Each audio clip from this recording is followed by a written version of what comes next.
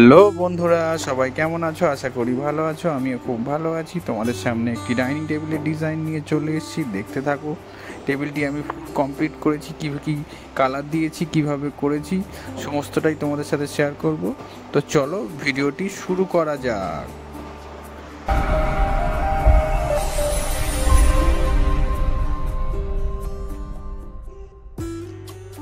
তো দেখো, আমি প্রথমে টেবিলটি 220 নম্বর সিরিজ কাগজ দিয়ে ভালো করে ঘষে নিচ্ছি। নিয়ে তারপরে যে কানাগুলো যে বিট দেওয়া আছে না বা গোল করা আছে, সেগুলোতে সিরিজ কাগজ ভালোভাবে ঘষা যায় না। তার জন্যে আমি কসবাইট নেব। কসবাইট নিয়ে ওটাকে ফাইন ভালো করে ঘষে নেব। তো দেখতে থাকো আমি কিভাবে কাজগুলি করছি। আশা করি তোমাদের ভালো লাগবে বা তোমরা কিছু উপকৃত হবে বা তোমরা জানতেও পারবে যে আমি কাজগুলো কিভাবে করছি। তো চলো আমি স্টেপ বাই স্টেপ তোমাদের বলতে থাকি আর তোমরা দেখতে থাকো। তো ভিডিওটি ফুল দেখবে, তাহলে আশা করি পার্ট টু পার্ট তোমরা সব কিছুই বুঝতে পারবে। স্কিপ করলে কিন্তু মিস করে যাবে যে আমি কাজটা কিভাবে করছি বা করেছি। তো চলো, আমার ঘষে নেওয়া কমপ্লিট হয়ে গেছে। এবার আমি গোল্ডেন কালার মারবো, তার জন্য আমি ইন্ডিগো গোল্ডেন কালার নিয়ে নিয়েছি। তো দেখতে থাকো আমি কালারটা কিভাবে মারছি। আমি ঠিক যেভাবে মারছি তোমরাও ঠিক ওইভাবে মারার চেষ্টা করবে। আশা করি তোমাদের কাজটাও খুব সুন্দর হবে। তো দেখো, এই যে কালারটা না, এই ইন্ডিগো কালারটা মানে ভীষণ ঘন থাকে। এতে তোমরা একটু হয় এনসি থিনার না হলে পিউ থিনার দিলে ভালো হয়। পিউ থিনার দিয়ে একটু হালকা করে নেবে, নিয়ে তারপরে গানে অ্যাপ্লাই করবে। তো দেখো আমি কিভাবে মারছি। আমি বেশি কালার দেবো না এটাতে, জাস্ট গোল্ডেন কালার দেবো আর ওয়ালনাট কালার দিয়ে শেড দিয়ে পিউ করব। তো চলো দেখো আমার প্রায় হয়ে গেছে। এরপরে আমি ওয়ালনাট কালার দিয়ে শেড দেব। তো দেখো কেমনভাবে আমি কালারটা মারছি, তোমাদের কেমন লাগছে না লাগছে সেটা আমাকে প্লিজ কমেন্ট করে জানাবে, ঠিক আছে? তো দেখো আমি এবার ওয়ালনাট কালার নিয়ে নেব, নিয়ে এটাকে ওয়ালনাট কালার দিয়ে আমি শেড মারবো। দেখো আমার গোল্ডেন কালার মারা কমপ্লিট হয়ে গেছে। দুটো ডাইনিং টেবিলই আমি করব, তোমাদেরকে একটাই আমি দেখালাম। দুটোতে দেখাতে গেলে অনেক সময় লেগে যাবে, আমি একটাই দেখাচ্ছি। দুটোতে সেম প্রসেসেই আমি করব। তো দেখো আমি ওয়ালনাট কালার নিয়ে নিয়েছি।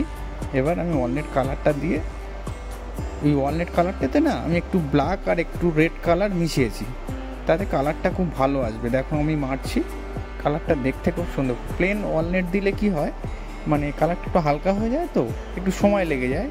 ওতে একটু যদি ব্ল্যাক কালার আর রেড কালার মিক্স করা যায় না, তবে মানে কালারটা মারতে খুব সুবিধা হয়, তাড়াতাড়ি হয়ে যায় শেডটা মারা। তো দেখো আমি শেড মারা শুরু করেছি। এভাবে আস্তে আস্তে কর্নারগুলো আমি পুরো টেবিলটাতে কর্নারগুলোতে শেড মেরে নেব। তো তোমরা দেখতে থাকো আমি কীভাবে শেডটা মারছি। আশা করি তোমাদের ভালো লাগবে, তোমরাও এইভাবে ট্রাই করবে। যারা নতুন তারা তো অবশ্যই দেখবে। তোমাদেরকে দেখতে বলছি কেন, দেখো একটা কাজ না কেউ হাতে করে শিখিয়ে দিতে পারে না। যদি একটা কাজ দেখে তোমরা সেটা থেকে কিছু আইডিয়া নিতে পারো, তো তার থেকে বড় আর কিছু হয় বলে আমার জানা নেই। বা আমি যেভাবে কাজটা শিখেছি আমি সেইভাবে তোমাদেরকে সাজেস্ট করছি। আশা করি তোমরাও কিছু শিখতে পারবে। তো চলো ভিডিওটা তোমরা মনোযোগ দিয়ে দেখতে থাকো।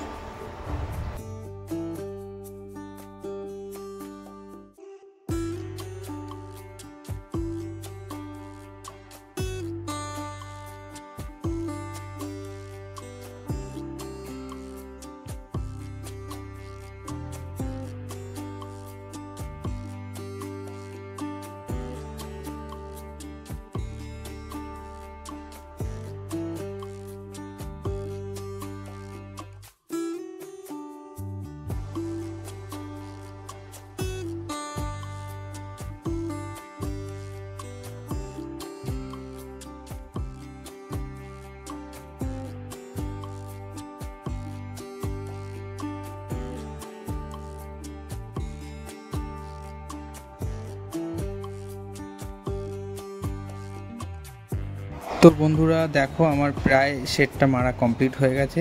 আমি পুরো টেবিলটাতে শেড মারাটা তোমাদেরকে দেখাতে পারলাম না, শুধু একটা সাইড দেখালাম, তাতেই তোমরা বুঝতে পারবে।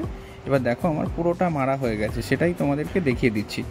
পুরোটা দেখাতে গেলে তো অনেকটা সময় লেগে যাবে, তাই আমি শুধু ফার্স্ট ফ্রন্টটা তোমাদেরকে দেখালাম। দেখে নাও আমি পুরোটাই এভাবে কর্নারগুলো সবগুলোতে সেট মেরে নিয়েছি। এবার আমি পিউ অ্যাপ্লাই করব। তার জন্য দেখো আমি তারালাকের পিউ নিয়ে নিয়েছি। এবার পিউটা আমি মিক্সিং করব। তো দেখো আমি কিভাবে পিউটা মিক্সিং করছি। তোমরা অনেকে জানতে চেয়েছিলে আমি পিউ মিক্সিং করাটা যেন তোমাদেরকে দেখাই।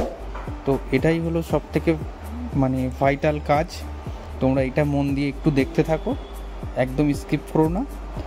দেখো পিউটা হলো 800 গ্রাম থাকে বেস আর 200 গ্রাম হার্ডনার। এবার এটাতে তোমরা এরকম একটা কৌটো নিয়ে নেবে, সেটা মাপ করে পিউটা ঢালবে। যতটা তোমাদের লাগবে সেই হিসাব করে 200 গ্রাম মানে 100 গ্রাম তোমার যদি বেস কোড নাও তাহলে 20 গ্রাম কি 25 গ্রাম তোমাকে হার্ডনার নিতে হবে। সেইভাবে আমি 500 গ্রাম, দেখো আমি 500 গ্রাম পিউ ঢেলে নিয়েছি, বেস কোড 500 গ্রামটা ঢেলে নিচ্ছি। এবার আমি 150 গ্রাম ওর মধ্যে হার্ডনারটা দেব। তো তোমরাও এইভাবে ঠিক মাপ করে করেই নেবে, তাহলে কি হবে তোমাদের মালটাতে কোনো ডিস্টার্ব আসবে না। তো দেখো আমি কিভাবে মিক্সিং করছি, তোমরাও ঠিক এইভাবে মিক্সিং করবে। দেখো আমি 150 গ্রাম হার্ডনার নিয়ে নেব। তারপরে আমি ওটাতে 250 থেকে 300 গ্রাম মতো থিনার দেবো। যেহেতু তারালাকের পিউটা কি জানো, তারালাকের পিউটা একটু ঘন থাকে বেশি, ওটাতে একটু থিনারটা বেশি খায়। দেখো আমি 150 গ্রাম হার্ডনার নিয়ে নিয়েছি। এবার আমি ওর মধ্যে তারালাকের থিনারটা 300 গ্রাম মতো দিয়ে দিচ্ছি। 300 গ্রাম মতো থিনার দিয়ে দিলাম। দেখো 300 গ্রাম মতো থিনার দিয়ে দিয়েছি। এবার আমি ওটাকে ভালো করে মিক্স করে নেব। দেখো আমি কিভাবে মিক্স করছি, তোমরাও ঠিক এইভাবে মিক্স করে নেবে। নিয়ে ওটাকে 15 থেকে 20 মিনিট মতো রেখে দেবে। তাহলে যে গেঁজাটা হবে বা ময়লা থাকলে সেটা তলাতে বসে যাবে। তারপরে তোমরা এটাকে অ্যাপ্লাই করবে। তো দেখো আমি এটাকে মিক্স করে নিয়ে এবার অ্যাপ্লাই করছি। কিভাবে করছি সেটা তোমরা দেখতে থাকো। দেখো আমি পিউটা কিভাবে অ্যাপ্লাই করছি, এইভাবে আস্তে আস্তে তোমরা পিউটা অ্যাপ্লাই করবে।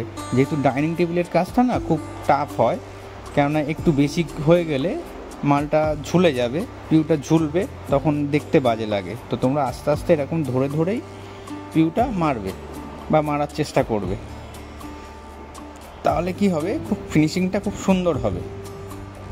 ডাইনিং টেবিলে একটু সময় লাগে, তো তোমাদেরকে আমি পুরোটা দেখাতে পারছি না, যতটা হোক মানে চেষ্টা করছি আমি সব কিছুই তোমাদেরকে দেখাতে। তো দেখো আমি কি সুন্দরভাবে এটাকে মারছি। তা তোমরাও এইভাবে মারার চেষ্টা করবে। আশা করছি তোমাদের ভিডিওটি মানে ভালো লেগেছে বা তোমরা কিছু উপকৃত হয়েছো, কিছু শিখতে পেরেছো। তা তোমাদের যদি ভালো লেগে থাকে অবশ্যই আমাকে কমেন্ট করে জানাবে যে আমার কাজটি তোমাদের কেমন লেগেছে বা তোমরা কিছু শিখতে পেরেছো কি পারোনি। ও যদি তোমাদের কিছু জানার থাকে সেটাও আমাকে অবশ্যই জানাবে কমেন্ট করে। আর তোমরা যদি কিছু বুঝতে না পারো, কিছু জিজ্ঞাসা করার থাকে, তো অবশ্যই আমাকে তোমরা কমেন্ট করে বলতে পারো। আমি তোমাদেরকে দেখার সঙ্গে সঙ্গেই তোমাদেরকে রিপ্লাই দেব। তো চলো আর বেশি বকবক করবো না, সবাই ভালো থেকো, সুস্থ থেকো। তো দেখা হবে আবার পরের একটি ভিডিওতে। তো টাটা, বাই বাই।